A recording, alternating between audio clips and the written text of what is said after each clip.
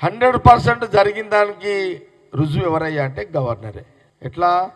Governor ఆమోదం చేసిరు కదా ఆల్రెడీ. కులగణన తెలంగాణలో అమలైంది పూర్తిగా అని వారు ఆమోదం చేసి కేంద్రాన్ని కూడా పంపించిండు. గవర్నర్ ఎవరు?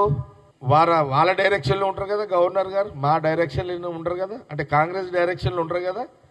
అంటే మీకు గవర్నర్ గారు అంటే గవర్నర్ కూడా మీరు తప్పు చేసిండని మీరు అంటే గవర్నర్ కూడా అనుమానిస్తున్నారా? ఇప్పుడున్న తెలంగాణ గవర్నర్ కూడా కిషన్ రెడ్డి గారు అనుమానిస్తున్నారు. అట్లాంటే మరి 101% కులగణన survey Congress government, CM Revanth Reddy బృందం, క్యాబినెట్ మినిస్టర్లు అందరూ కూడా సక్సెస్ఫుల్గా కులగణన సర్వే జరిగింది.